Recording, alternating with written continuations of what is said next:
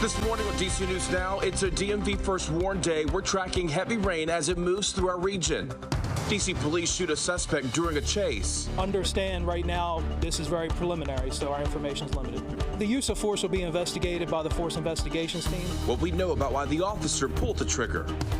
A Herndon au pair charged with murder, the questions remaining months after the Virginia killing. Searching for a new superintendent in Montgomery County, how families can get involved starting today. And saving on your next getaway. Domestically, airfare, there's a lot of availability. The best travel destinations to stretch your dollar. You're watching the station covering all of the DMV. This is DC News Now. Good morning. It's a DMV First Warn Day as waves of showers and storms will make the way across our region today and tomorrow. This is a live look at the roads right now. You can see the windshield wipers going, heavy rain coming down in that area as well as the radar. So we do want to say you need to be weather aware. Jackie will have more on that coming up in a second. But first, thanks for starting your day with us. It's 6 o'clock on a Tuesday. I'm Tanaya Wright. Hey, good morning to you. I'm Corey James. Jean Marie is in for Shanika this morning. She's keeping an eye on those roads as, of course, the rain's coming down, so it's going to be messy out there. For sure, Give yourself some time, yeah. So she's going to have more on that in just a second. Jackie, though, is keeping on the forecast, and yeah, DMV First Warn Day for folks heading out. Definitely want to be prepared. Yeah, we have a flood threat for the day today and also the potential for some stronger to severe thunderstorms. I would think most of those would be mainly back out towards some of our western zones later on today. Out there this morning, though, we are watching out for some of those showers and even some rumbles of thunder, too. Seeing some lightning strikes popping up back over towards western Maryland, inching closer and closer towards Hagerstown at this point. Still, I would say that's about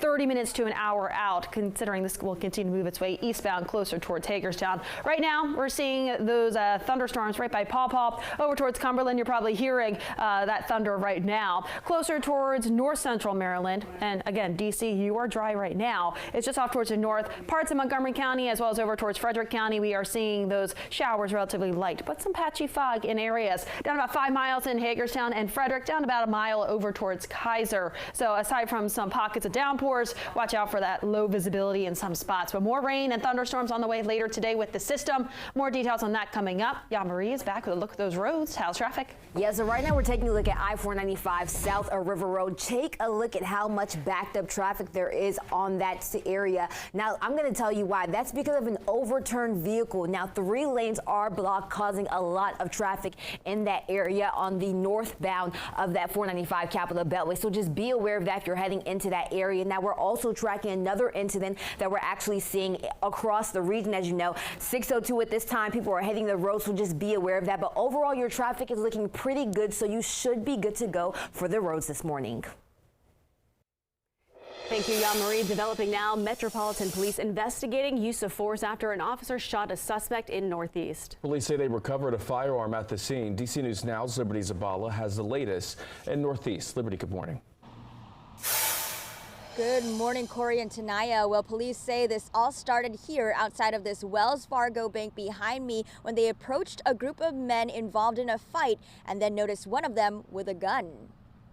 This is the firearm police say they found at the scene. Metropolitan Police say just before 9 p.m., officers from their Violent Crime Suppression Division encountered men outside a Wells Fargo bank near its drive-thru in the area of Bladensburg Road and V Street.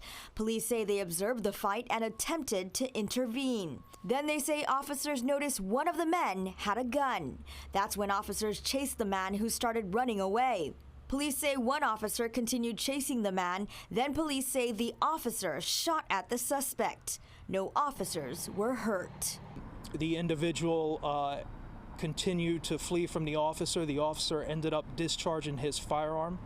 The suspect was struck. The suspect has been taken to an area hospital.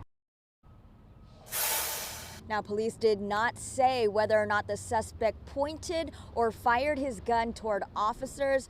Meanwhile, the use of force will be investigated by the department's internal affairs. For now, live here in Northeast, Liberty Zabala, DC News Now.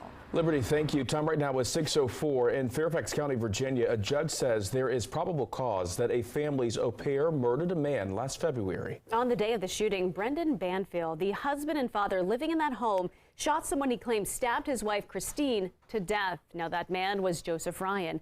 However, police charged the family's au pair, Juliana Perez Magalhães, with the murder months later.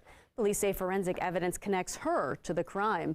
In court yesterday, a manager of a gun store in Ashburn said the husband and the au pair went to a shooting range twice together ahead of that shooting. They said a gun that the husband bought was found inside of the home the day of the murder. A motive still not clear this morning. However, some prosecutors claim the husband and the au pair were in a relationship and planned the killing so they could be together. The husband pleaded the fifth when asked about the relationship in court. No one is facing charges for the stabbing of the wife. 7 workers with D.C.-based charity World Central Kitchen are dead after an apparent Israeli airstrike in Gaza, according to the organization. WCK says some of its workers were traveling in a deconflicted zone in 2 armored cars when that attack happened. Now, this video shows a ship loaded with food that the group was delivering along with supplies to people overseas. Workers were reportedly hit after crossing out of northern Gaza. Now, WCK says those killed are from Australia, Poland, United Kingdom, and a dual citizen of the U.S. and Canada, along with someone from Palestine. The organization CEO said in a statement, quote, "I'm heartbroken and appalled that World Central Kitchen and the world lost beautiful lives today because of a targeted attack by the IDF," end quote. DC chef Jose Andres, who started the organization, also says he is heartbroken and grieving for their families and friends. The Israeli Defense Forces says it is trying to understand the circumstances of this incident. Your time right now is 6:06. It's now been a week since the Key Bridge collapsed in Baltimore. Community members put up a memorial to remember those workers killed. Now, one person who helped put up the memorial says he used to buy food from Miguel Luna, one of the victims of the collapse. He owns a food truck on Glen Burnie, and we sometimes come buy food there. And also that's why we are surprised when we hear it was one of those guys involved in this accident. It's very hard for those people, you go to work and you never know if you're gonna come back.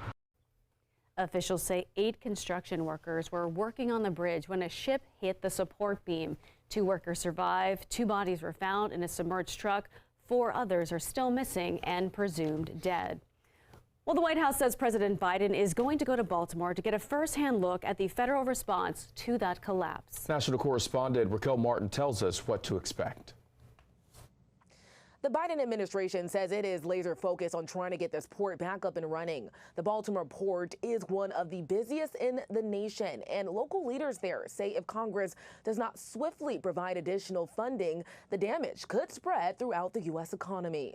The White House says President Biden will head to Baltimore Friday to show his support following the collapse of the Francis Scott Key Bridge. This administration will be with the people of Baltimore every step of the way. Since the bridge collapsed, the Biden administration has surged emergency resources to try and quickly reopen the port. The president is continuing to lead a whole of government approach to the collapse. That includes a $60 million down payment to start bridge reconstruction. There's going to be additional funding needed to get this done. Timeline, it's going to be complicated. It is a complicated scenario. That's because additional funding will need bipartisan buy-in from Congress. In the Constitution, we have responsibility for infrastructure. Sunday, Nebraska Republican Congressman Don Bacon said he just wants to make sure the payout is fair. The federal government does have a role with this bridge. I don't think it should be the sole, payer. But South Carolina Democratic Congressman Jim Clyburn argues this is the federal government's job. Every state in the nation, all 50 of us, will take our turns needing this kind of assistance. Maryland's Democratic Governor Wes Moore is urging Congress to move quickly. This is a national economic catastrophe. Now, there could be some light at the end of the tunnel. The Democratic congressman who represents the area of Baltimore says over the weekend he spoke to the Republican Speaker of the House, Mike Johnson, and the two of them agreed that this should not be a partisan issue. For now, in Washington, Raquel Martin, back to you. And this afternoon, Maryland Governor Wes Moore is expected to hold a press conference at the MTA Police Headquarters. He is expected to give some updates on efforts to repair the Key Bridge and to reopen the Port of Baltimore. Be sure to stick with DC News Now for the latest on this story throughout the day. Today, the D.C. Council is expected to vote on a bill to dedicate more than $500 million to upgrade Capital One Arena. This comes after the proposed plan to move 2 of D.C.'s sports teams to Virginia fell through. Last week, Monumental Sports and D.C. leaders agreed to keep the Caps and Wizards in D.C. until at least 2050. As part of the deal, D.C. is allowing Monumental's owner to expand Capital One Arena. This includes transportation and safety upgrades. Council Chair Phil Mendelson says the bill is expected to pass. Also happening today, the Montgomery County Council is set to vote on an affordable housing measure. The zoning proposal would remove barriers to building affordable housing next to places of worship.